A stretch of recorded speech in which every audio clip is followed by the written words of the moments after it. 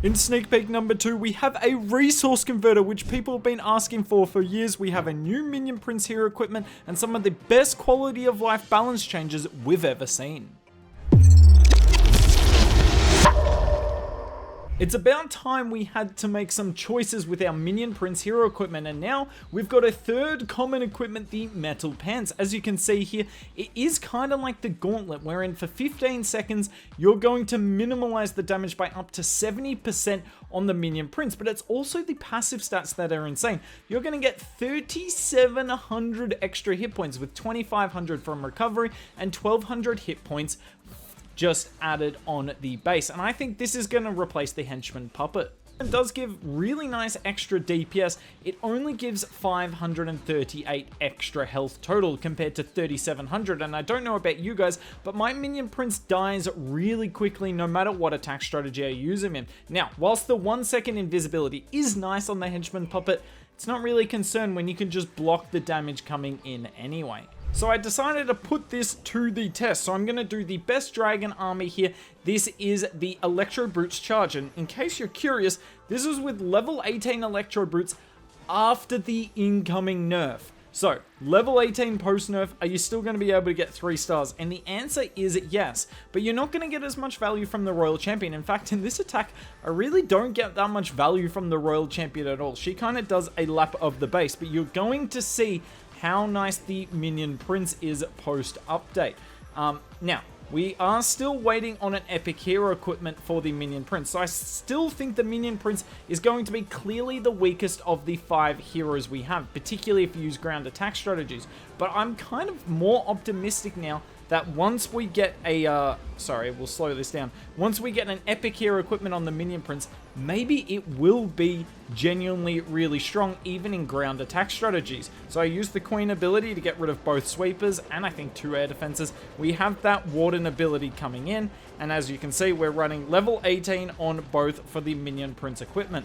We get the town hall down with the blimp, but as you can see, the center of the base here is pretty brutal. Raged up defenses, and look, the minion prince is taking a fair amount of damage here. So any second now, pop the ability. Now I don't get the full health recovery because the minion prince was pretty healthy when I popped it, but have a look at this. These raged defenses, 70% of the damage is being blocked. So, to put that in perspective, my minion prince has lost about 30% health. The minion prince would have died if it weren't for the ability there. But it's not just here. The longer the minion prince lives, the better. And you're going to see the minion prince is going to carry through the back end of the base. Because the minion prince, particularly if you can get it leveled up towards level 90, it does an insane amount of damage. And any health that you can retain is amazing. You're not going to retain any health with the henchman puppet. With this, absolutely, and the minion prince carried this attack. We have a few dragons alive at the end, but that is all because of this minion prince with the new metal pants. However, it's now time to reveal something that I think you guys are going to be extremely excited for. So if we go to the helper hut, we now have the Alchemist, and if you click on that, it is a resource converter, something that's been probably the second most asked for change in Clash of Clans history behind can we have upgrading heroes in war. So essentially the way this works, you use it once a day and you can convert resources. So you have to input the resources and you convert them back. But this conversion bonus, every time you level it up, as you can see here, you'll put in 1.5 million. You're actually going to get a surplus if you go gold for elixir or elixir for gold. So you can gain resources by using this as well. So we're going to purchase this here. Now it's worth noting these numbers. So this is the maximum you can convert in any one go. 1.5 million elixir, 1.5 million gold, sorry I said that the wrong way, and 10,000 DE. And this is all equivalent. So if you put in, say, 1.5 million elixir, you can convert it to 10,000 dark elixir. So yes, you can start converting a lot of dark elixir. If you're struggling to upgrade those heroes, it's about to get a whole lot easier. So let's purchase that there. And as you can see, I've got the gold, and what you do, you just shake it up and down. So if we do 1.5 million, it's going to be 10,100 because of the 1% conversion bonus. Let's get it really leveled up though.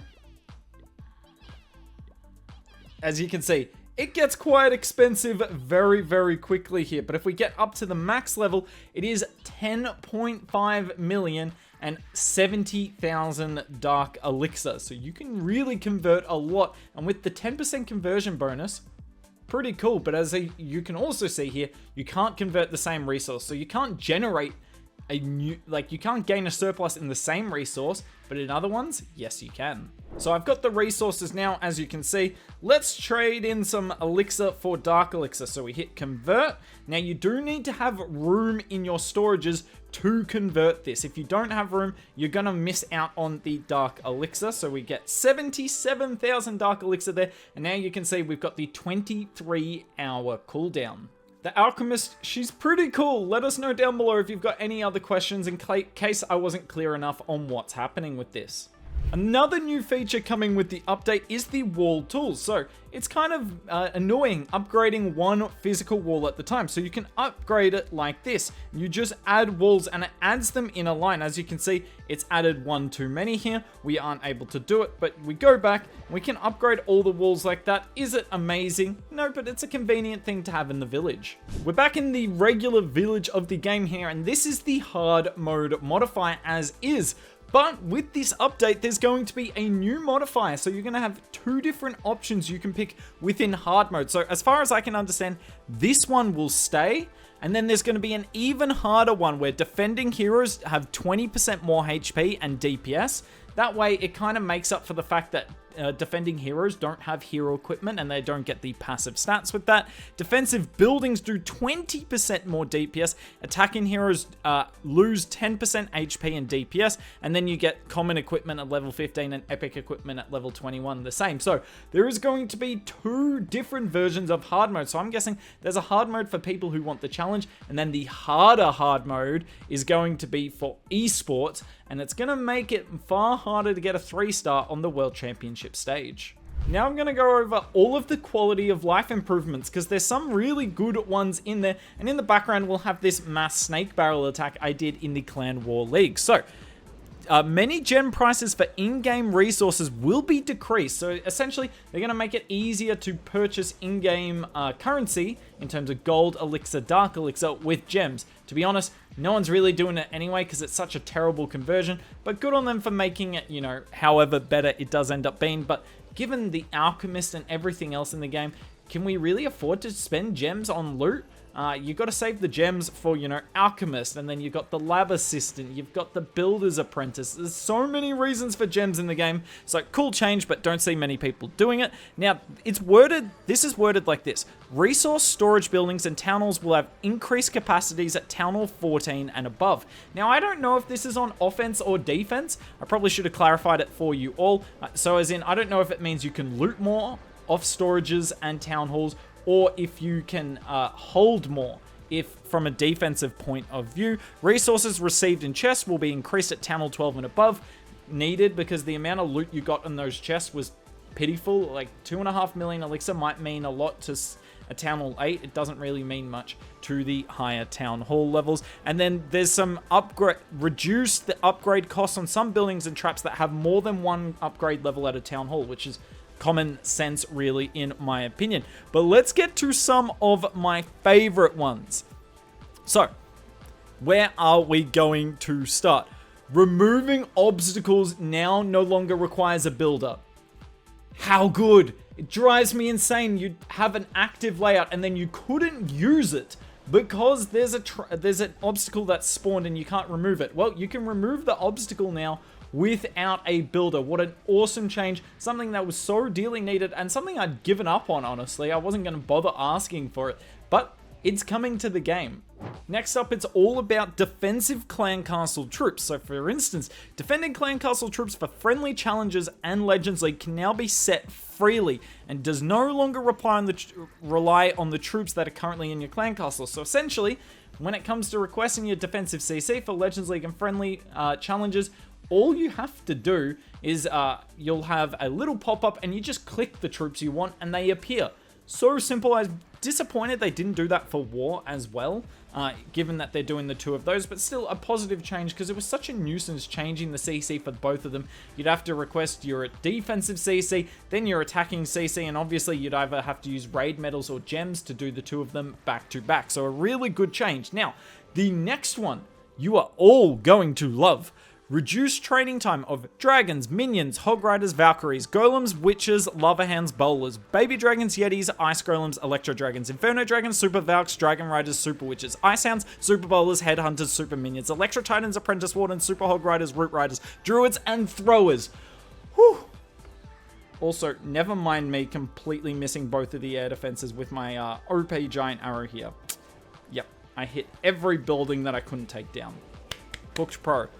Anyway, this is so needed. At the moment, I don't have the gold pass at Town Hall 17, and it can take me up to an hour to train some armies, and I get that, you know, it can't be instantaneous, but think of so many other games in the world are getting quicker and quicker, and so Clash of Clans just felt like it was getting slower and slower to play, so hopefully this pushes it more towards 45 minutes. I still think the sweet spot's around 30 minutes training, obviously in a perfect world at 0, but I think 30 minutes is achievable, and I think it would be viable for Supercell, but we'll see what they end up doing with that.